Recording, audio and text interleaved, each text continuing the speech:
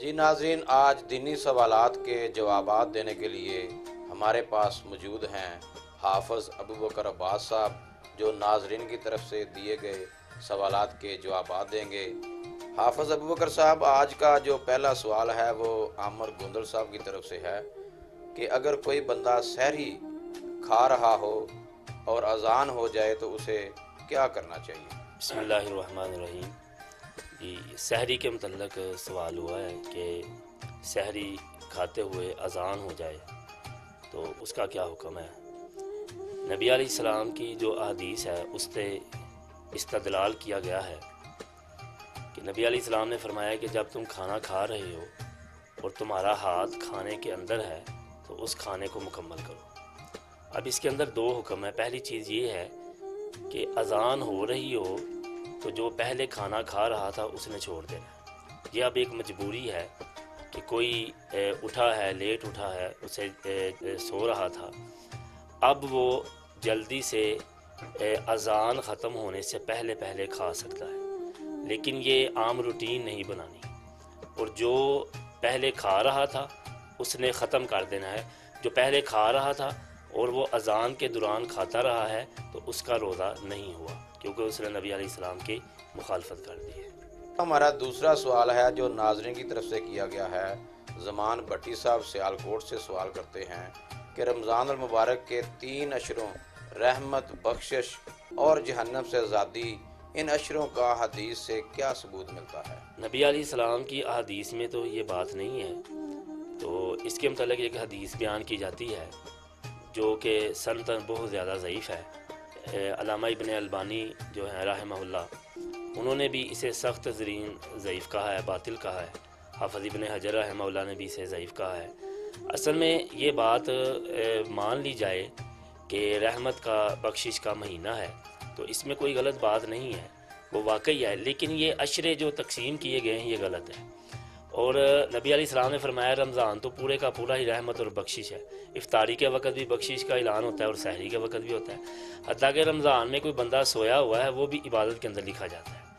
تو اس لیے یہ ہمیں یہ بات کیوں کہنی پڑتی ہے کہ یہ بات ضعیف ہے، وہ اس لیے کیونکہ اس میں سب سے جو خطرناک پہلو ہے وہ یہ ہے کہ یہ رسول اللہ صلی اللہ علیہ وسلم کی طرف جھوٹ منسوب کیا جاتا ہے، اور نبی علیہ السلام کی بڑی اس کے بارے میں سختی ہے کہ جو آپ کی طرف جانتے ہوئے جھوٹ بولے گا اس کا ٹھکانہ نبی علیہ السلام نے جہنم بتایا۔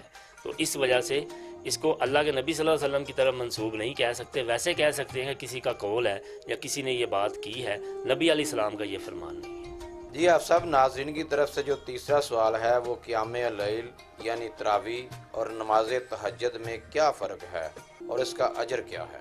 قیام اللیل، تہجد اور تراویح یہ ایک ہی چیز کا نام ہے، جو کہ مختلف نام احادیث کے اندر آئے ہیں، جو کہ رسول اللہ صلی اللہ علیہ وسلم نے تینوں نام بولے ہیں۔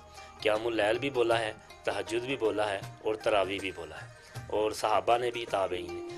اب یہاں یہ سمجھ لیں کہ تراویح جو ہے یہ سنت ہے، یہ واجب یا فرض نہیں ہے، یہ نبی علیہ السلام کی سنت ہے، تو اس لیے اسے پڑھنے کا اجر یہ ہے کہ نبی علیہ السلام نے فرمایا، صحیح بخاری کے اندر ہے کہ جو قیام اللیل کرنے والا ہے ایمان کے ساتھ ثواب کی نیت سے کرتا ہے، اللہ تعالیٰ اس کا صغیرہ گناہ جو ہے وہ معاف فرما دیتا ہے۔ تو قیام اللیل باجماعت بھی پڑھی جا سکتی ہے، اکیلے بھی پڑھی جا سکتی ہے، باجماعت پڑھیں گے تو اس کا اجر جو ہے اور زیادہ بڑھا دیا جائے۔ جی، آپ سب آج کا جو لاسٹ کویسچن ہے کہ اگر کسی بندے کو جاگ نہ آئے تو کیا وہ روزہ رکھے یا چھوڑ دے؟ جی، اگر جاگ نہیں آئی، مثلا اذان ختم ہو گئی ہے، نماز کھڑی ہو چکی ہے، یا نماز کے بھی بعد اس کو جاگ آئی ہے، اب وہ اگر اس چیز کی طاقت رکھتا ہے، ہمت رکھتا ہے، جسے 8 پہرہ روزہ کہا جاتا ہے، تو اگر طاقت رکھتا ہے تو رکھ لے، نہیں بعد میں اس کی وہ قضا دے دے گا، رمضان گزرنے کے بعد قضا دے دے گا۔ تو یہ دین کی جو باتیں، جو مسائل پوچھے گئے ہیں اور ان کا جواب جو قرآن و حدیث کی روشنی میں دیا گیا ہے، سب سے پہلے تو اللہ تعالیٰ سے دعا ہے کہ اللہ تعالیٰ مجھے اور آپ سب کو اور سننے والوں کو اس پر عمل کی توفیق عطا فرمائے، اور ہماری زندگی جو ہے وہ کتاب و سنت کے مطابق گزرنے والی ہو، اور آخر میں اپنے بھائیوں کا، اس چینل کا، عوامی رنگ کا بہت زیادہ شکر گزار ہوں کہ انہوں نے ہمیں دعوت دی اور قرآن و حدیث کی بات بیان کرنے کا ہمیں اس بینچ پر موقع ملا۔ اللہ ہم سب کا حامی و ناصر ہو، اور اللہ تعالی ہمارے اس عمل کو قبول کر کے آخرت میں ہمیں اس کا بہترین اجر عطا فرمائے۔ یہ تھے حافظ ابوبکر عباس صاحب، جو قرآن و سنت کی روشنی میں ناظرین کے سوالوں کے جوابات دے رہے تھے۔ اس کے ساتھ ہی اجازت چاہتا ہوں، ملیں گے گلشن رمضان میں نئے مہمان کے ساتھ۔ اللہ نگہبان۔